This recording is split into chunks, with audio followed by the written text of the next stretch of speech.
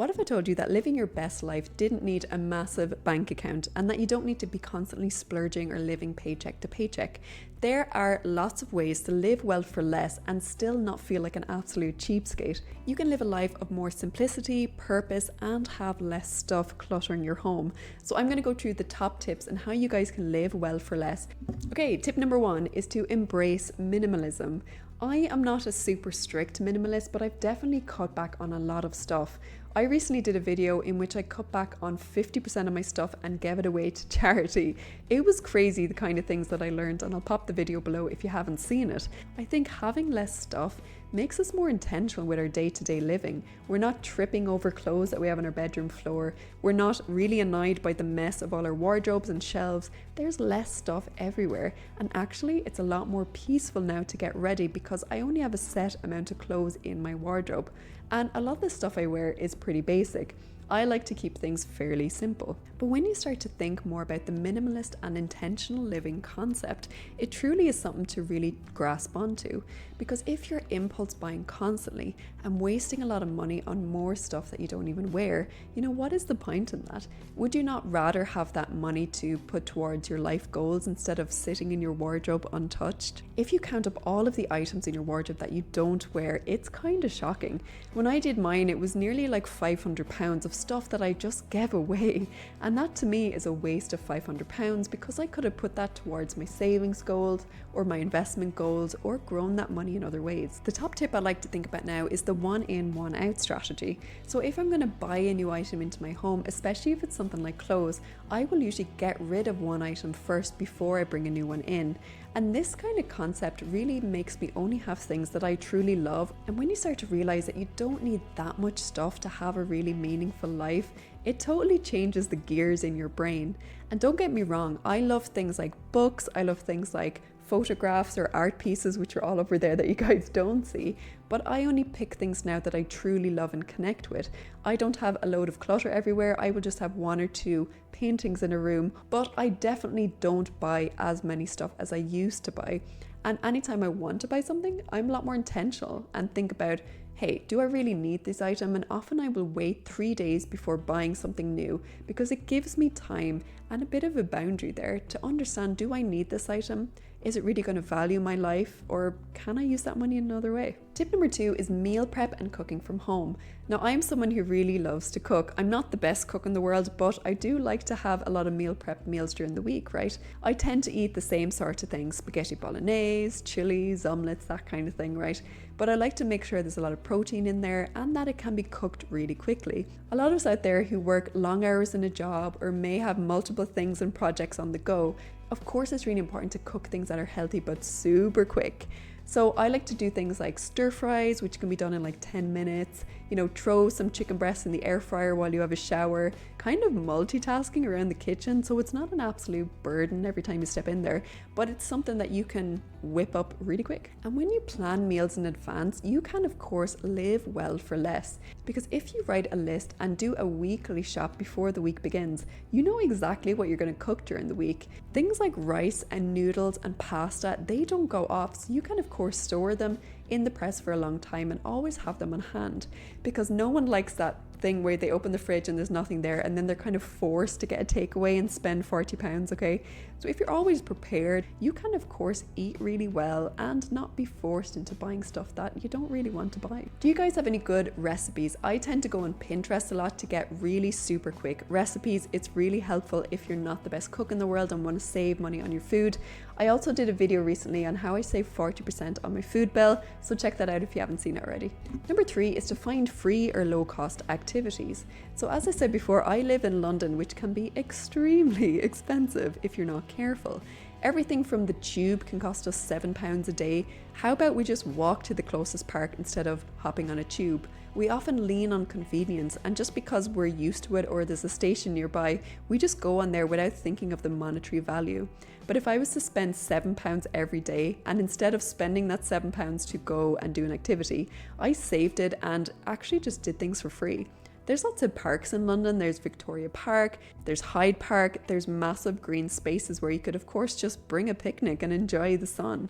And if it's not sunny where you are, or you don't have a lot of amenities, you can of course be creative in other ways. There are often like Facebook groups, or there's things like meetups that you can link up with people for free in your local area, and even link up with people who may have a specific passion. For example, Harry Potter fiends. There is a Harry Potter meetup group in London, and it's totally free to just hang up with a load of people who love Harry Potter. I am not one of those people, but fair enough if that's what you love. Even have a look at the notice boards in your local supermarket. In around here, there's a lot of local activities, whether it's a local yoga person, whether it's a certain concert that's happening locally, or if there's a festival nearby.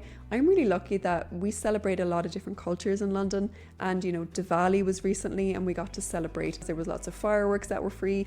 We could have gone to a local park where they had a festival. So just have a look in your local area and you'll often be mad surprised at how many things you can do for less. And also things like museums, especially if you're in a big city, a lot of the museums are free to go into for their collection.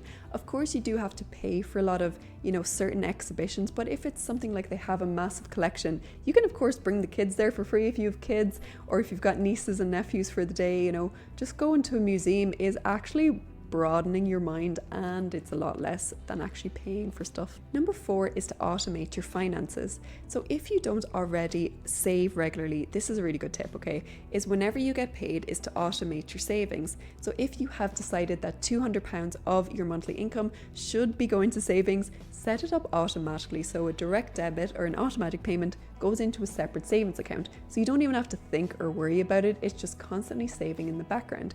And if you're a little bit feeling cash poor at the minute, even something like £50 to get the ball rolling will really help you out in the future. Because is it better to spend that £50 on another takeaway, even though you could have cooked it at home? Or is it best to save that £50 and let it compound over time to help your future self out so you don't have to work so hard? There's lots of different apps out there, and I also do a budget template down below that can help track your budget easily with lots of colourful charts, okay?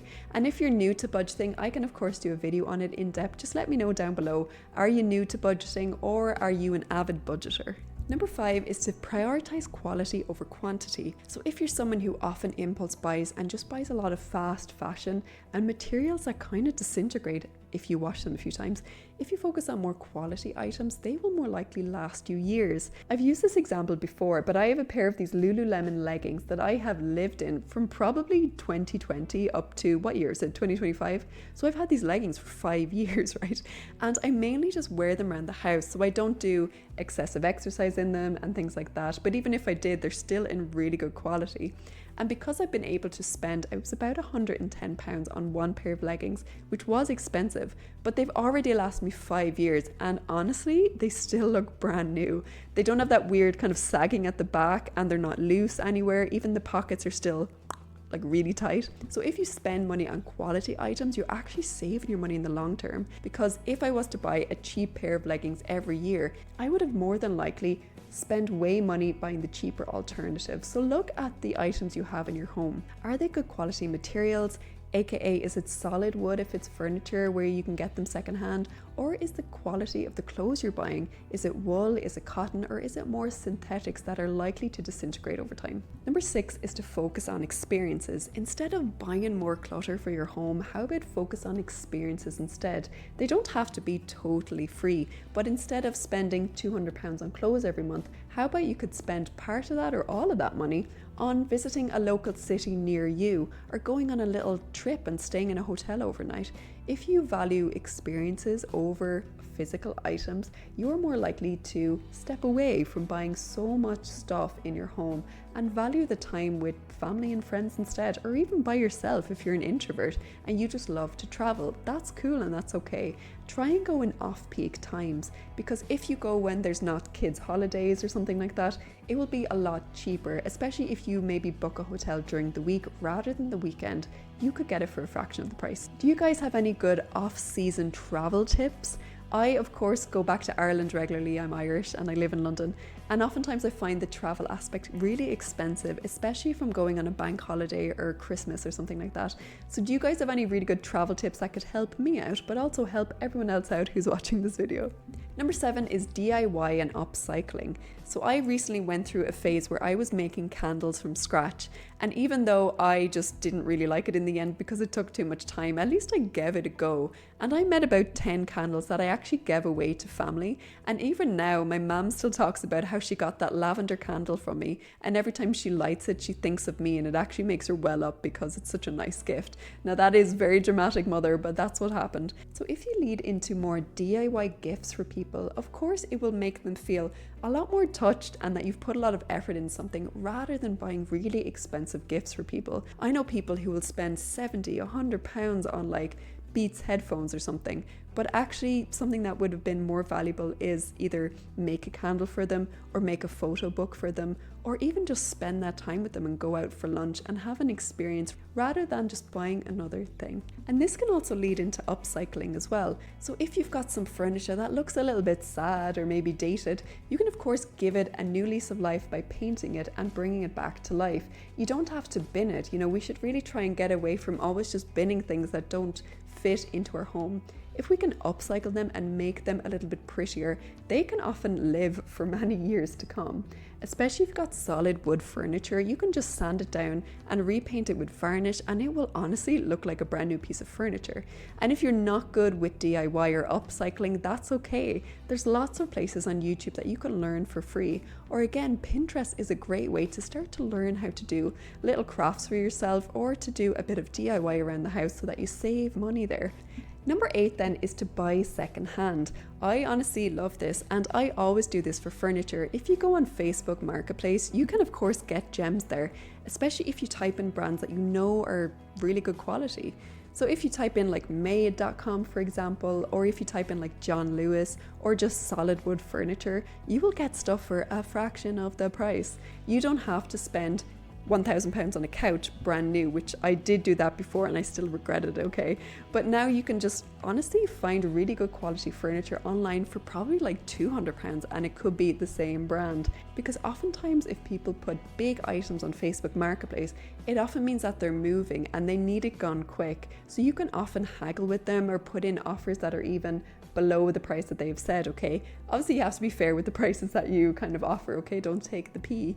And same with clothes. There's an app called Depop, and of course eBay and Vinted, which everyone knows.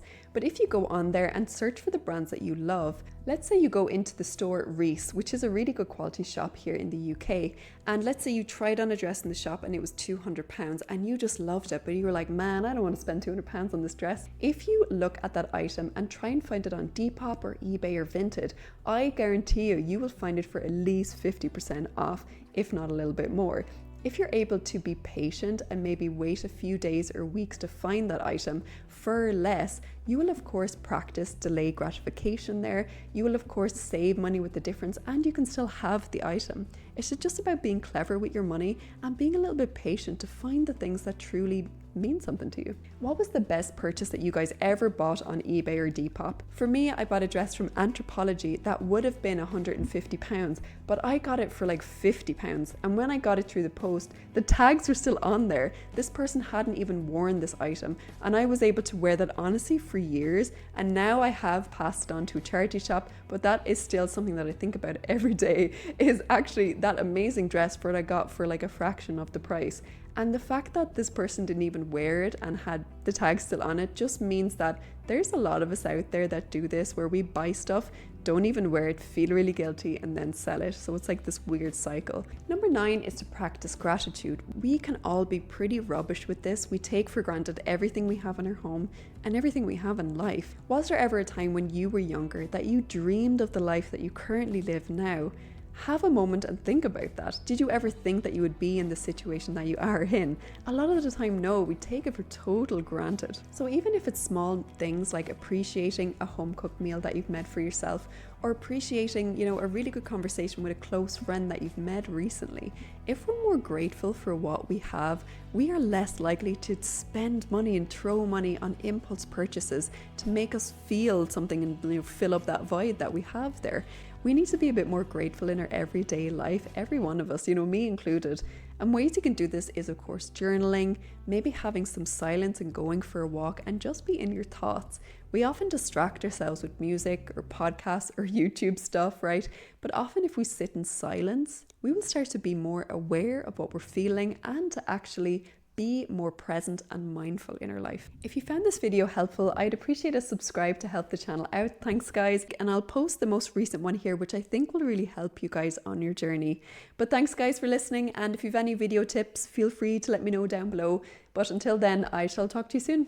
Bye guys.